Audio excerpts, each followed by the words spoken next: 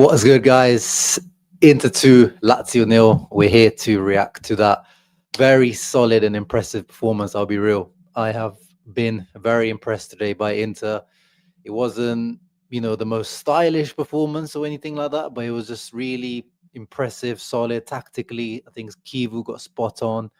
And we, as Christian Potato says, we actually capitalized on our rivals dropping points. When does that happen? I mean, we haven't seen that happen with this Inter team very often. Obviously, we did it in the Scudetto winning season, or did we? I mean, I think that season we were just at the top and we stayed top. At some point, Juve dropped off, and that's it. The 4 years under Inzaghi, whenever it was happening, there was opportunities to capitalize.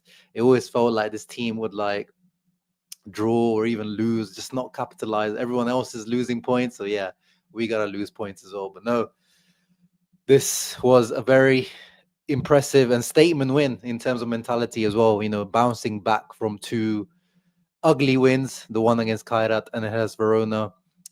A lot of fans have criticized the performance, quite rightly. Kivu himself said he wasn't impressed with the way we played against Hellas Verona. Against Kairat, he said he was not. He took blame upon himself for the way Inter approached that game. He felt like we were too soft. But no, today, Inter came out, dominated Lazio, especially in that first half. The pressing was on point. Lazio came back a little bit more in terms of possession and chances in the second half. We did get a little bit lucky. They hit a crossbar, so maybe the correct score probably was a 2-1 or 3-1. My prediction was 2-1, but it was, in the end, a clean sheet, another clean sheet for Inter.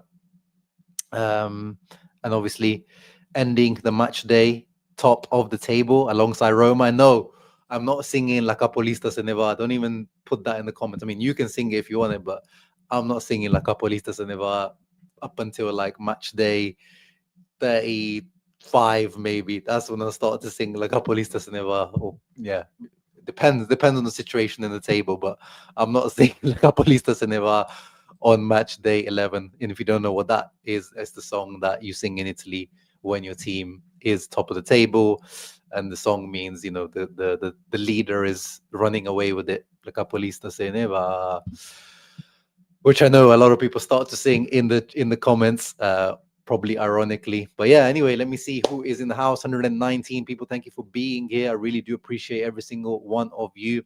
The best way you can support the channel is, of course, by leaving a thumbs up and subscribing to the channel, or becoming a channel member like Mattia is and many others. Yeah, we'll talk about Luis Enrique 100%.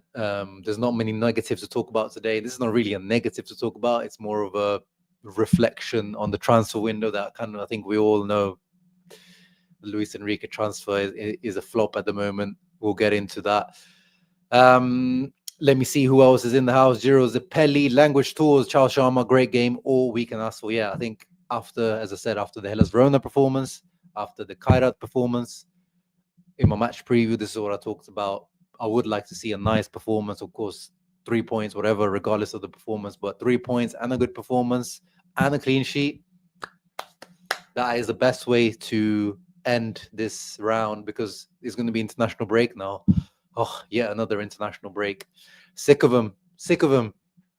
But it is what it is. And this is a nice way to end the international break, because the last time round, if I remember, did we end it positively or did we end it negatively? Let me see how we ended the last international break. So that was what was the last international break?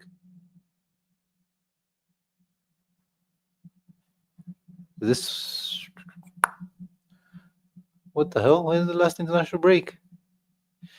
We lost the plot. You guys help me out. When was the last international break? How did we finish the last time round? Was it before Roma? Oh yeah, here. Oh yeah, obviously the club friendlies. Oh, this is why I got confused. That's why I got confused, because of this, the Atletico Madrid. I was thinking of this as a Champions League game. Of course, this was it was this here. This was the international break from October 4th till Roma. So yeah, actually, last time around we also ended nicely before the international break with Cremonese, and then yeah, we came back continued on a nice run, and then Napoli came along. So we have been, to be honest, we under Kivu, we've been on nice little runs. Obviously, we started the season off badly. Udinese, Juve losses back to back. Then we've been on nice runs, and then we lose to Napoli, and that's it really. We've been going on like long runs, and then the runs end, which obviously I hope now with all these green runs, I hope the run doesn't start to end in the Milan derby, because we have to win it this year. We can't not lose. Like we have to win that this year. This year I'm feeling the Milan derby more than the Juve games, I'll be real. Usually I hate Juve more, but because obviously whenever Milan start playing well and they're up in the table, and what happened last season, the Supercoppa and all that kind of stuff, I am feeling the Milan derby more than the Juve games this season. I really want to win the Milan derby this season. But anyway, let me get back to your comments. There it is. There it is. I knew it. See, there it is. La Capolita Seneva comment. I was waiting for it. It's right there. Yeah, Matteo, I will talk about Luis Enrique, don't worry. Seeing Roma and Inter top of Serie A makes me nostalgic. The OGs know what I'm talking about. Yeah, this is throwback to the kind of late 2000s,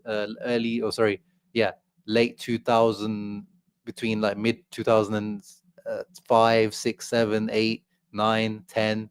It was mainly Inter versus Roma, because after the Juve, obviously after 2006, really, after Juve, Calciopoli, I don't know why they got relegated. No idea. It used to be Inter versus Roma competing a lot for a few years. If you remember when Mourinho was there, when Mancini was there, Spalletti was there for Roma, Ranieri at Roma. Yeah, it was good times, nostalgic vibes for sure, as Mattia says. I still don't believe in this Roma team to be like, I keep saying it because I was kind of underrating Inter's win against Roma, saying that I don't know, this is my opinion, I don't know what you guys, I watched the game, not all the game today against Udinese, but they still don't look that convincing. They don't really have a striker still. They're winning without a striker, basically, because Gasperini doesn't rate Dovbek. He doesn't like Ferguson. After that, today they had to play Baldanzi up front. They've got injury issues. So the squad build isn't quite right. It's not really a Gasperini team, but it's still playing. And they're there. But I don't really believe them to be a proper Scudetto challenger, in my opinion. I still think it will be Napoli, Milan with the one game a week. And I'm expecting Juve to also make a comeback. I really don't expect, or I might be completely wrong, I don't expect this Roma team to continue. But for the moment, I'll definitely rather take a Scudetto race with Roma than any of the other teams. I'd rather take a Scudetto race with Gasperini than with Antonio Conte or with Allegri. That's for sure. I'm not saying I don't want a Scudetto race with Roma. I'd much rather have a Scudetto race with Roma, especially historically. It always goes well for us. Di Marco revenge tour is still going strong. My goodness, Di Marco. We'll talk about man of the match, but I think he is my front runner for man of the match, man. Back to back to back to back to back. This guy is performing very well. But he was same last season. I remember specifically making a video for, my mid team of the season, or like Serie A team of the season at the midway point. And Di Marco was the front runner for left wing back, because he was just unreal at the beginning of last season. Then he completely dropped off in the second half of the season. But he's basically picking up where he left off at the beginning of last season, and helping us forget his end off last season. And yes, Mattia, thank you for reminding us that you need to leave a thumbs up and subscribe to the channel. Hope Uncle Shama brings up the big chances create to start for Serie A clubs this season. I mean, I'm sure we are far and far away the best in that. If you want me to bring it up, I can bring it up here real quick, just for the visuals to show how we are dominating. Sorry, I mean, I can bring you up, first of all, the XG table. We are dominating by far and far away with the highest XG team, 21. And we're actually outperforming the XG at the moment. Let me just double check. That is outperforming, or is it underperforming it? Yeah, we're outperforming our XG. Wow. That is quite rare with Inter of the last few seasons, that we're outperforming the XG, and quite considerably, +5 over the XG. We've scored 26, whereas the XG is 21. And we've also underperforming we're overperforming our expected points by one as well, which hasn't happened over the last few seasons. Well, actually, it did happen, but it this this part of the table never actually reflects the reality. So that's XG, and then big chances created. Let's see, teams. I mean, we should be. I bet I haven't checked this, but I bet we're winning by more than 10. I bet we've created 10 more big chances than the next best, at least. There you go. There we are. Big chances. Milan. Wow, Milan second. Allegri's Milan in second. That's a little bit of a surprise. 46 for Inter and 31 for Milan. So by 15, we're the next best team. Complete domination. Bologna. Shout out to Bologna, by the way. Shout out to Italiano. He's a coach that I've always been a little bit confused about whether I like him or not, but his work is always speaks for itself, to be honest. He deserves shouting out. Who else deserves shouting out is Eduardo Hernandez, who is a big supporter of the channel as always. Where are the Kivu haters? He says. Where are the Kivu haters? I told you, Positivity FC. He is the leader, president of Positivity FC. So shouts out to him. I definitely was not a Kivu hater. I was definitely a Kivu doubter. But Kivu, fantastic work up until now. I have pretty much zero, like, like at school, you have like when you do homework or a coursework and you have, what can this guy improve on? With Kivu, I honestly, you guys let me know, what can Kivu actually, don't say like, oh, win the big matches. He's not actually going out on the on the pitch. Like, I mean, like, what in terms of handling certain things, like the way he speaks in the media, the tactics up until now, even though I wasn't a believer in this high press, high line as well, that's working. The way he's rotating, the way he's changing players, the way he's, kept the faith in guys like Hakan from the beginning of the season. Maybe the Zoma situation, but now we know the Jose Martinez, you can't actually start Jose Martinez at the moment. That's the only one where I'm like, can Kivu maybe make the big decision to drop Zoma? But today, clean sheet, did make one big save.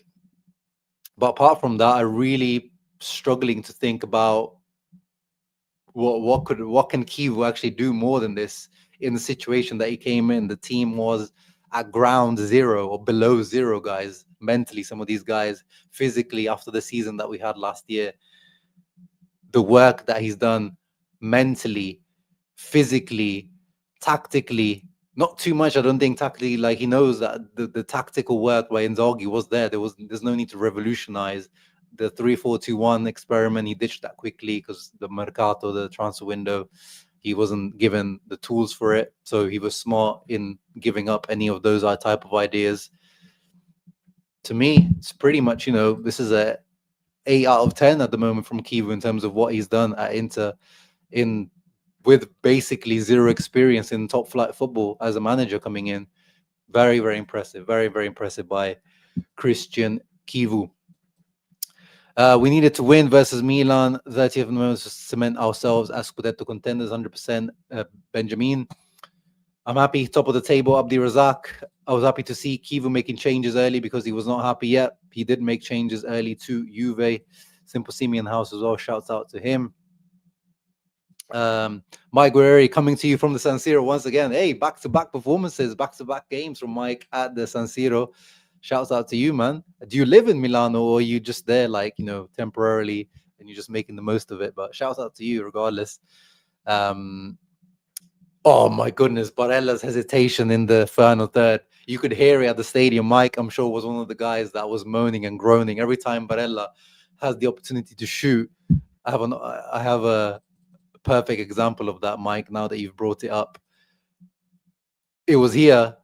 I mean, the screenshot doesn't show it because in the screenshot, it looks like Barella has no opportunity to shoot there. He's laying it off to Lautaro, who shoots it over. But in real, if I played you the actual video, Barella, this was the worst one, but there was other ones as well where he could have just shot.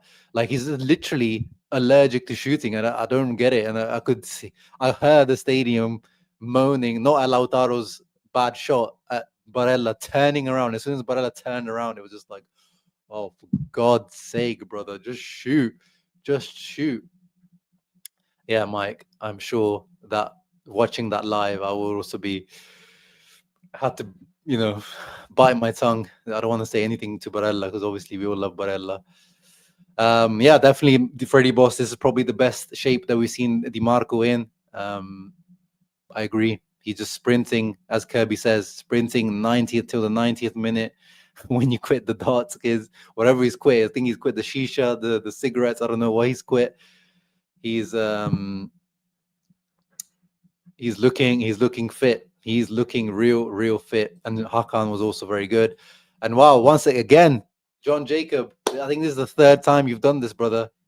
Wow, this is.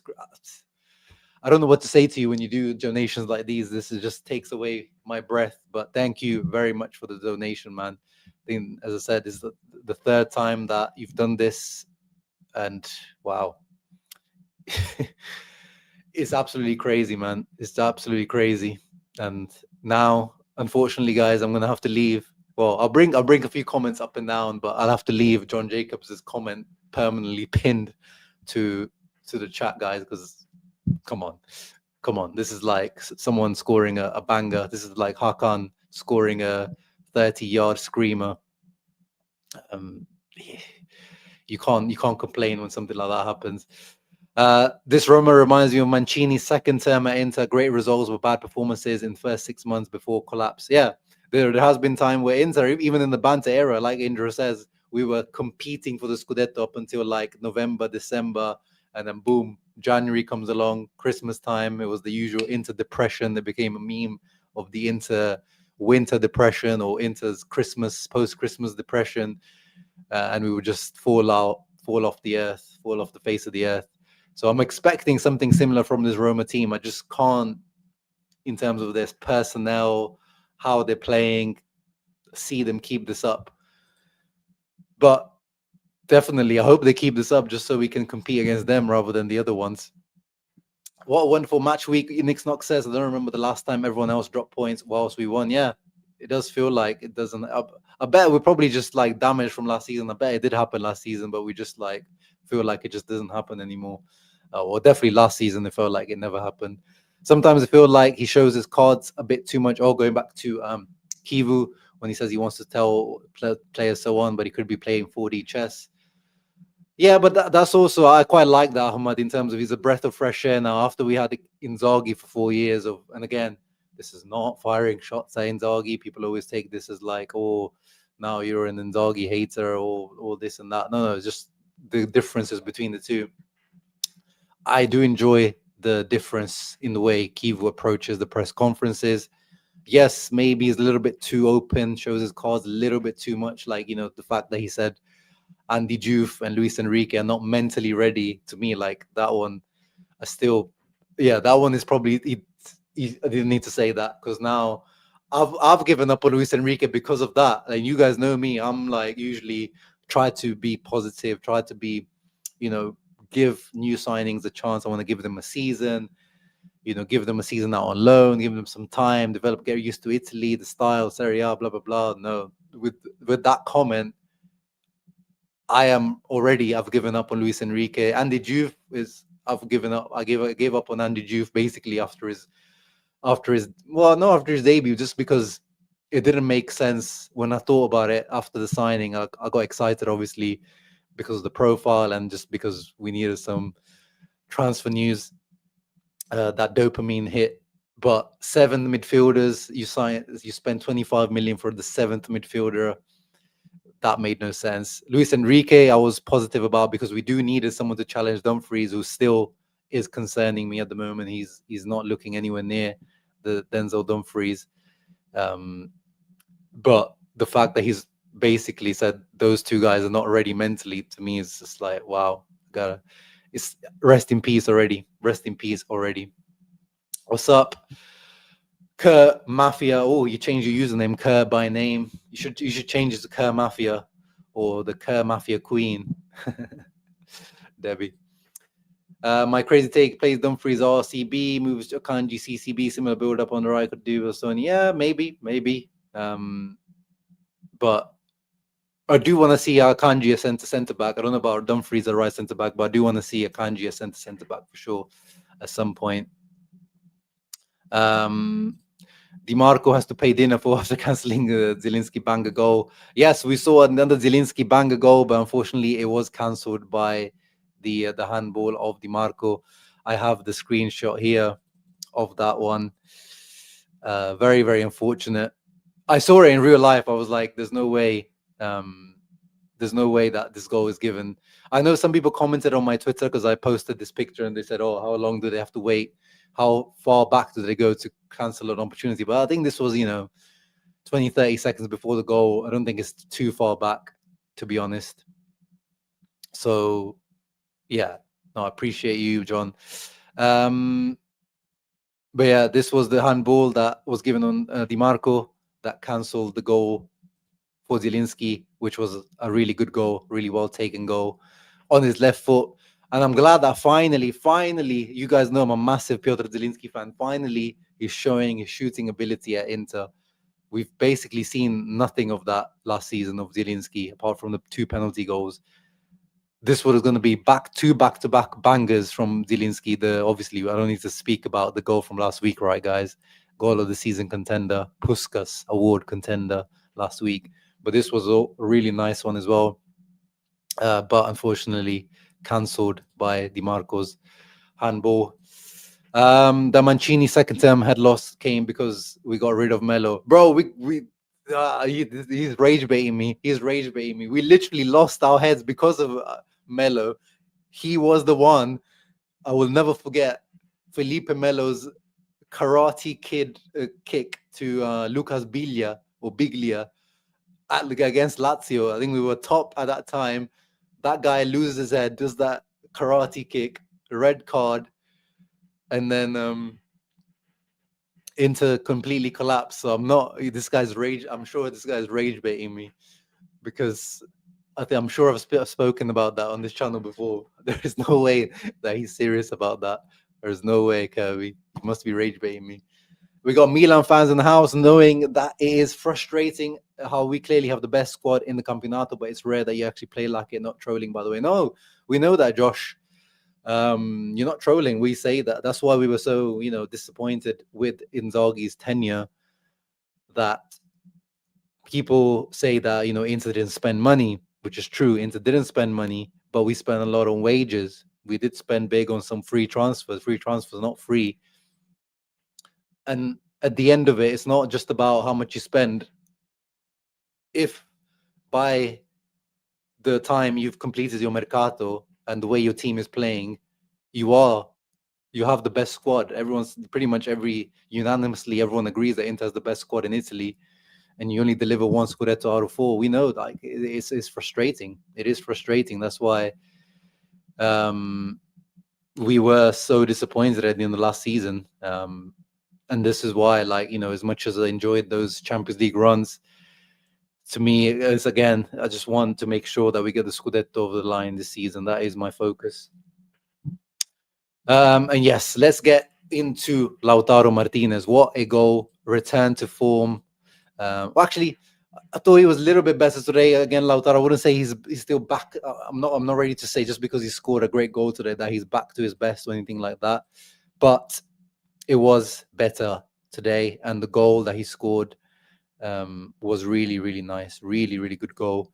Let me show you in the screenshots. If you missed it, I'll take you back to that goal. So fantastic press by Inter. This was first 2 minutes. Really good start by Inter.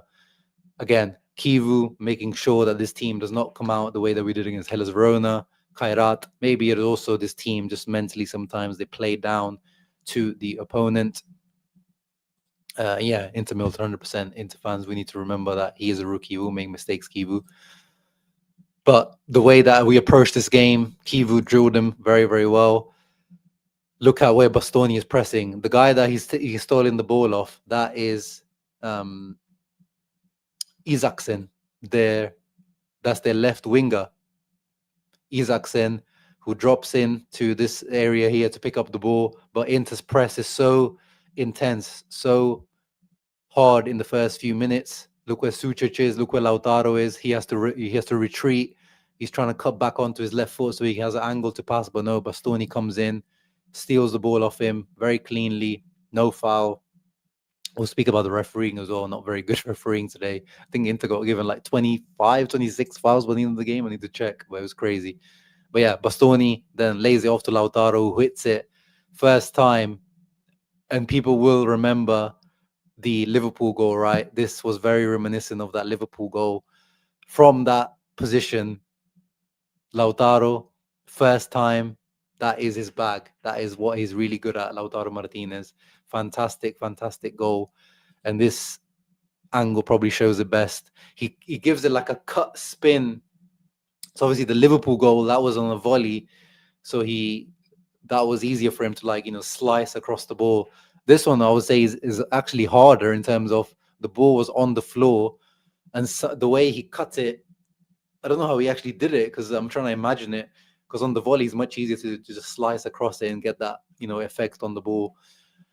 But this one, he was on the floor, and you can see where his right foot ends up afterwards. Like he sliced it so nicely across, and it's ended up. Look where he's ended up, bottom right corner. Image of the bottom right corner. Providel is not even in the picture because he didn't even dive. But even if Providel even tried to dive, even if there was two goalkeepers, you're not saving that because it was right in the top corner, like in the side netting. Crazy, crazy finish. World class finish by Lautaro there. But yeah, big, big goal. And I think he broke another record as well. So Opta matched another record. Let me bring it up. Opta Paolo tweeted out something. Yeah, there it is. Lautaro Martinez, 10 goals in 2025, is the fourth player in Inter's history to have scored at least 10 goals in 7 different Serie A calendar years, after Alessandro Altobelli, 7 seasons, Benito Lorenzi, and Giuseppe Meazza, both 8. Bandiera. Yeah. Fantastic goal. Let me go back to your comments. So Stefan Inter says his biggest influence are probably Mourinho and Capello, so that open in press conferences comes from there. I mean, yeah, that's his personality style, really, Stefan, because that's just not, that wasn't, Inzaghi was heavily influenced by Sven-Goran Eriksson, who was also pretty straightforward talking Scandinavian guy. But that wasn't really the style that Inzaghi adopted. So Kivu himself is just the style. Like if you go back and watch, I recommend it actually, if you have the chance to go type in Kivu intervista or Kivu interviews back on YouTube. As a player, this guy wore his heart on the sleeve. Like you see him crying on some interviews. I saw the other day his interview when he left Inter, as in like when he retired, basically. Or cried. There was one time he punched someone when he was at Inter. I think it was a body player, if I remember correctly. He punched someone, a body player, like one of those little altercations, corner or set piece, and he just like chose to just smack him in the face, like proper, like red card, easy, no arguments. And he went on TV, live TV, Sky Sport, whatever it was, apologized to the guy and said he felt like a piece of shit. He said, like, my kids will be watching that. I feel like an absolute piece of shit. I apologized. Then the other player was actually on the line with him. Like they had him side to side live on TV, and he apologized to him. Like this guy just wears his heart on the sleeve. That's his personality style. That's the way he chooses to communicate. And I appreciate it. I do really appreciate it. Not that I didn't appreciate Inzaghi, because Inzaghi, what worked with Inzaghi's style of communication is that he never put any pressure on the players. He always just like deviated the pressure, or just like gave the most basic answer, and just like the interviewer could be asking him the most like tricky question, like what did you make of Luis Enrique? Like if Luis Enrique was under Inzaghi now, he'd be saying, "Ma io penso che Luis Enrique is a good player. He needs some time to adapt, and he'll get his chances, and that's it. That'll be the end of it." Whereas we've seen with Kivu is kind of like sometimes you poke him, but then he also pokes back. So we've seen him like in the post match again after I think it was Kairat or the Hellas one. They asked him about Luis Enrique, and he's like, "Why'd you keep asking me about Luis Enrique and Juve? Like you're trying to create controversy." So at the same time, he's also got that kind of like he might be open and candid and give away more than he should, but then at the same time, he will protect his players as well. Like he was like, "What? Stop asking me about Luis Enrique and Juve. Like that's just you trying to cause controversy." So fair play to him there. So as always, there's pros and cons of every different style of management and communication and all those types of things. I think there is no obligation in the loan deal for Pavard, but yeah, I did see that he scored like two. I think he scored 2 own goal back to back, and he got a red card recently. So yeah, I don't think today was the greatest match by Akanji, but yeah, at the moment I'm really enjoying this Akanji Pavard swap. Yeah, I agree. I think he can do the job physically, obviously, Dumfries, but he's just like tactically, and we do play out of the back a lot. You know, the amount of times that Akanji touches the ball in that position, or Bisek, like you need to be very comfortable on the ball, and yeah, we would basically have to not play out from the back if we're playing. We would just play on the left hand side, just let Bastoni and Di Marco play. When Di Marco and Bastoni play like this, Inter's left flank is a show within the match. That is so true. That is so true. Today, even with Sucic on that left-hand side, even though he didn't have the greatest game today, Sucic, but the play on that left-hand side between Bastoni, Di Marco, Sucic, Bonny when he used to drift on that side, Lautaro, like it was very smooth. But yeah, specifically when Bastoni and Di Marco linking up is just, it's their own little show. It's their own little show, 100%. And yeah, 100%. All the options in attack today performed. I enjoyed Bonny's game. I enjoyed Lautaro's game. I enjoyed Thuram. Well, Thuram was okay when he came on. Pio didn't really have that much time, but as in everyone just contributing this season. All 4 of those guys are contributing, and I'm enjoying all of the contributions this season. Having the best squad, but the team is constantly 80 to 85% because of fatigue and injuries. Yeah. This is what we'll see the difference this season. We know that last season Inzaghi and his staff, because of the longer season with the Club World Cup, they did a different pre-season training. We know for sure now that they got it wrong. Whatever the pre-season was, whatever the in between the season training was, it wasn't right, because we never, maybe two or three performances last year that I remember, like, wow, this Inter team is flying. This is Inzaghi ball. This is Limone ball.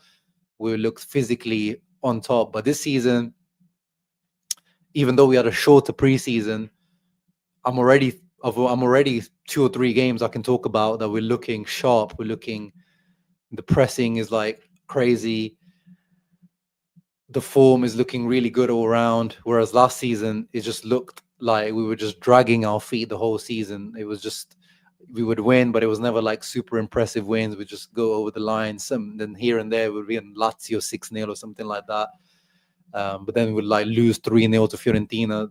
Some games would look absolutely destroyed. On like the players looked like they were barely walking on their feet.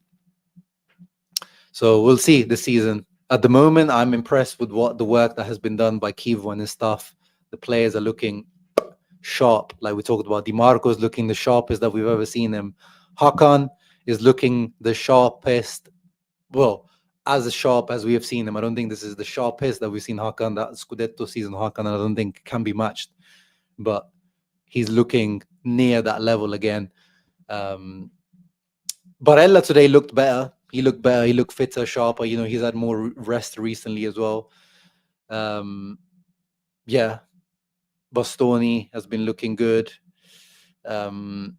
Lautaro's also looking. I mean, I know recently his form hasn't been great, but as in like physically, he looks a lot leaner than he has in the last few years. We don't need to talk about Bonny and Pio and Thuram. Zielinski also looks a lot sharper.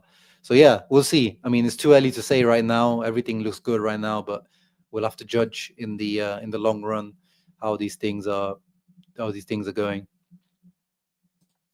That Liverpool goal was legendary. Gave us hope for 5-10 minutes. Yeah, until Alexis Sanchez got subbed off. Right, that was not subbed off, red carded.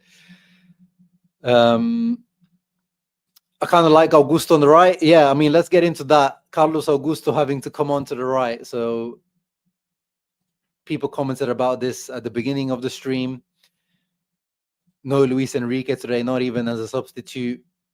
This is basically the the fact that let me restart. The fact that Carlos Augusto came on as a right wing back today instead of Luis Enrique, to me, it's the end of the Luis Enrique transfer already. But I must say that Carlos Augusto actually did look good on the right hand side. He came on, created a couple of opportunities, had a couple of decent crosses. This one was a cross, but ended up being a shot on goal by mistake. I don't think he meant to do it because it was on his right foot. But also made sense in terms of bringing on Carlos Augusto because Zaccagni was there. Zaccagni likes to cut in. Zaccagni likes to cut in on his right foot, so he's going to drift inwards. Carlos Augusto is solid defensively, and he's left-footed, so it would kind of make sense to help him defend that.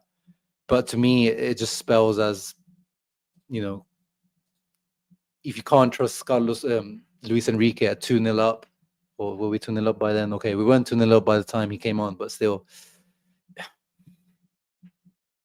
I know it's the early days. I know it may come off as reactionary that in November I'm already calling off or I'm already giving up on this transfer, but I've seen enough players at Inter. I've watched enough of Inter over the last 15, 20 years to know when a player just is not going to make it into. You guys that were calling him Dalbert when we signed him, you guys were right. Hands up, you guys were right. In my scout report video, I did try to, portray, and I think he does still have those characteristics. He is actually, I wasn't deceived by what I saw. I went back and watched full games of Marseille to watch Luis Enrique, and he was actually very comfortable on the ball, build up. De Zerbi was using him in the build up. Against PSG, this guy was playing out. He was dribbling out of defense when Kvara was pressing him, when Nuno Mendes was pressing him. I watched it with my own eyes, that happening. But at Inter, he just looks a shell of himself at the moment. He either needs to be loaned out in January to give him that confidence in Serie A with kind of the way things are in Italy, or literally he needs to wake himself up. He needs to wake himself up, or some sort of injury to Dumfries where will be forced to play him, and then he's kind of forced to get going. But I think soon, Matteo Darmian will be coming back from injury soon. So I think when Darmian comes back from injury, we're gonna, unfortunately, as much as I don't want to see it, we're gonna receive the return of Matteo Darmian as right wing back. As much as I thought that's one of the main reason I was okay with the Luis Enrique signing. I was like, I'm not 100% convinced by him. The money is a little bit too much. I would have paid maybe more like 15, 18 million max. But I thought at least this means this is the end of seeing Matteo Darmian as a right wing back in 2025. But no, it's not.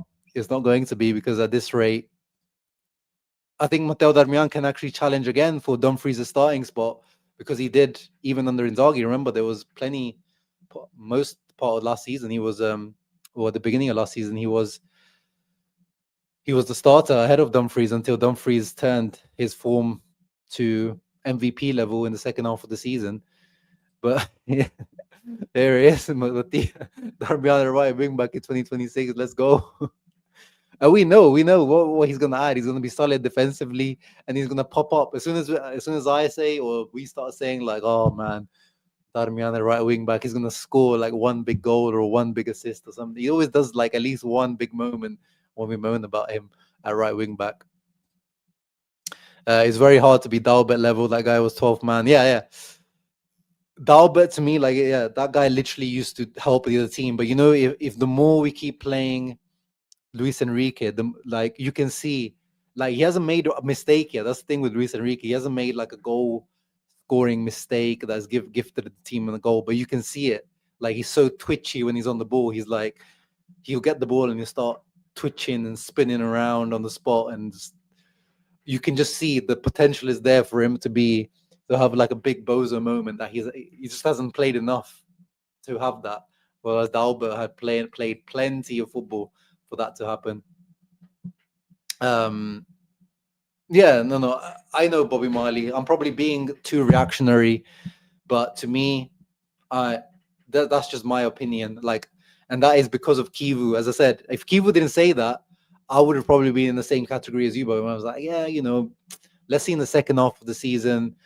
Let's give him first 6 months. But because Kivu said that he's like, I don't think you can underestimate how heavy that comment is, that they're mentally not ready. Like, specifically saying they're mentally not ready. That is, to me, is quite a big statement to say. So yeah, that's my opinion. He could, and I want him to prove me wrong, of course. I want Luis Enrique to ball out and show his Brazilian side and start dribbling players and have assists and goals and take over Dumfries' spot. That would be fantastic for me. But at the moment, I don't see it.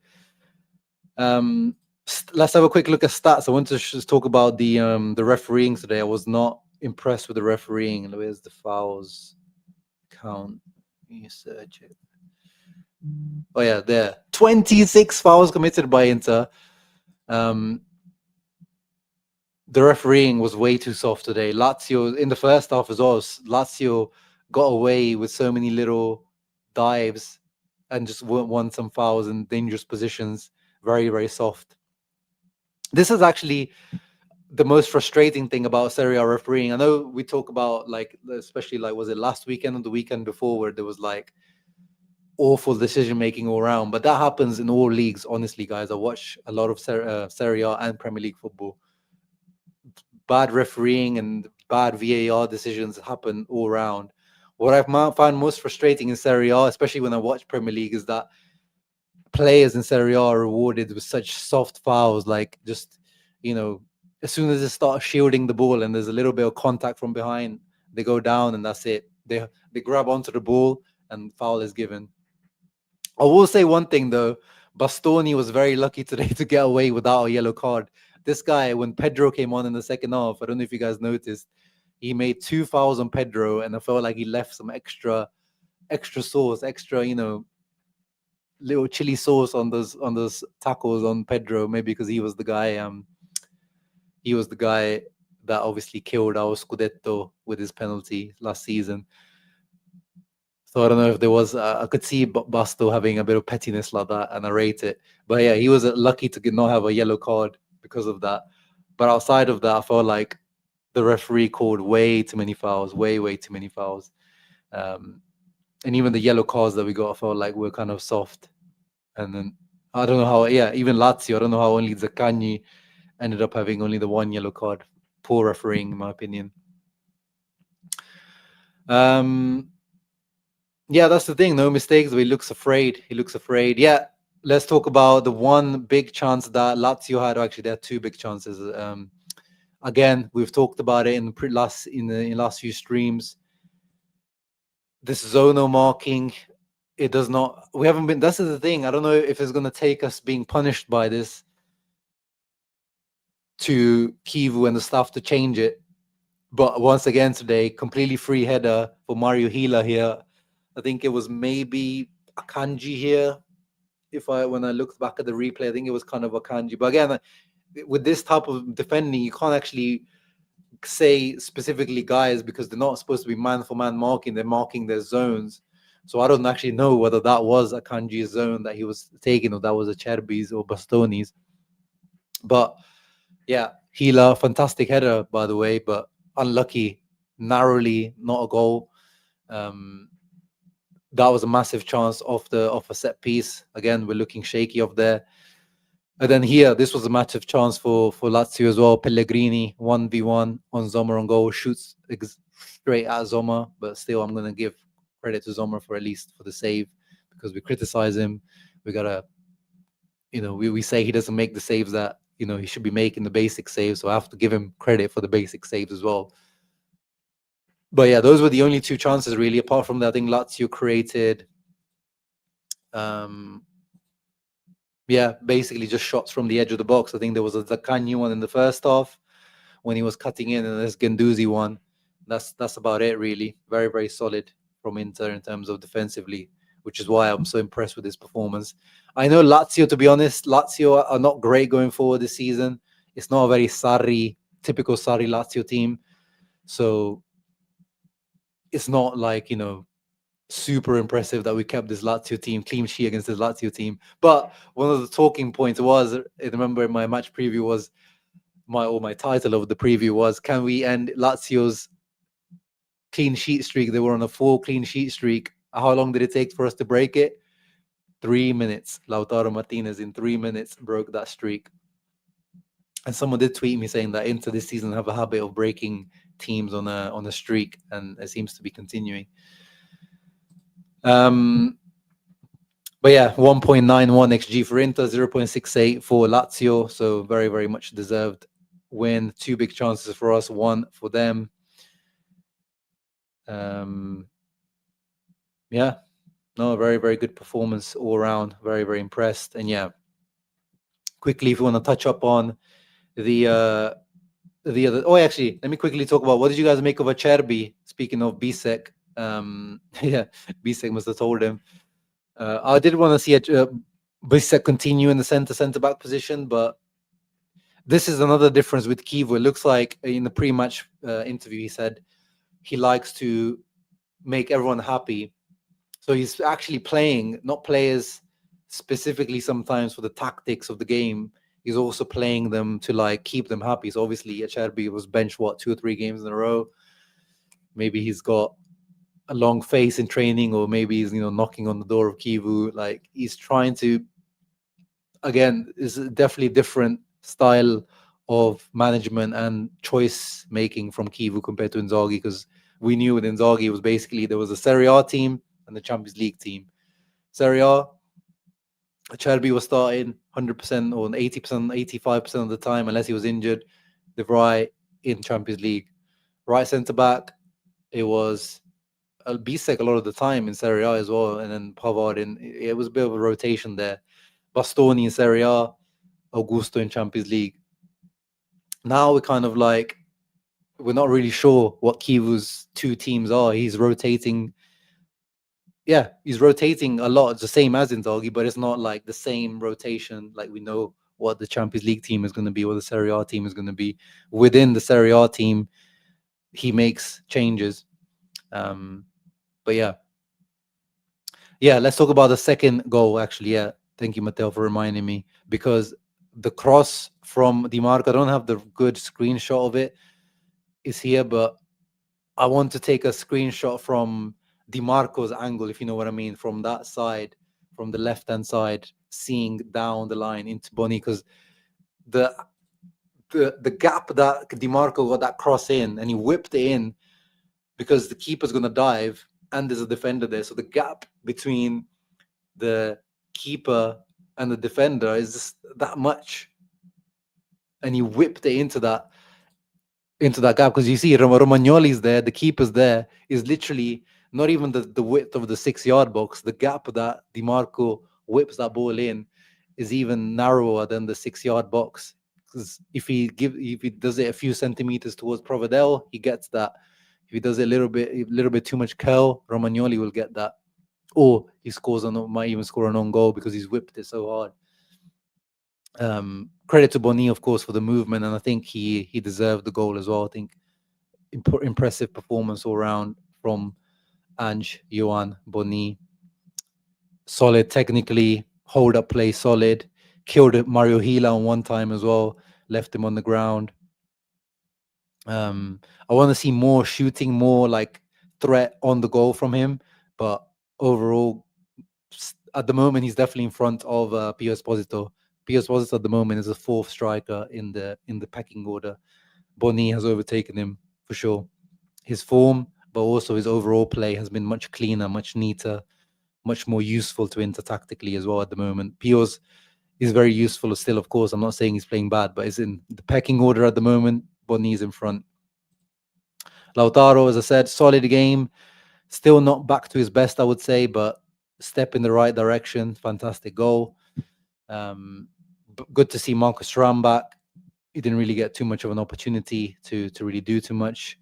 Yeah, and good cameo from Zielinski, good cameo from Carlos Augusto, and Frattesi and Pio didn't really have too much of an opportunity to do anything. And yeah, that Trivela pass from Barella as well in the build-up. As I said, today, I have to look back. Maybe this Barella's best performance this season. Maybe I'm not going to judge you off just these FOP mob ratings because that's not. Oh yeah, maybe the Cremonese game. That one was a good one. He scored. But like in terms of complete performance, I enjoyed today's performance from Barella. Oh yeah, Sassuolo game. I remember that one was a good one from Barella, and the first one against Torino. But apart from that, this one I think in quite a while is one of the performances I enjoyed the most from Barella. Like complete performance, carrying the ball, passing. Just needs to bloody shoot, doesn't he? Just bloody shoot, bro. Yeah, it did, Terry. That pass was lovely, lovely, lovely. Yeah, very happy, Tim, as well. Very, very happy for Bonnie, and happy to see. I didn't know you were you had this the singer rock band singing side to you, Tim. Good to see that. Shelby can play against any team that deploy a target man against mobile strike plays. B-Sec. Yeah, I feel like, but I think like the two strikers that played there for Lazio today were mobile strikers, Dia and Noslin. But just Lazio didn't really threaten too much. But anyway, guys, I do need to go today. A little bit shorter, no, actually 51 minutes, not really shorter, but shorter than an hour. Thank you, everyone that came in through today. I hope you enjoyed this match reaction. I am so happy with this win. Very, very impressive. And we are top of the league. And obviously, when we return from the international break, it's the derby. Klima derby already, guys. Klima derby starting to heat up. But thank you again to John Jacob for the crazy, crazy donation. The Marco level at the beginning of the season, this donation. Thank you for tuning in. Ciao ragazzi, always, Forza Inter. La capolista se ne va. Hey, there you go. I said it at the end.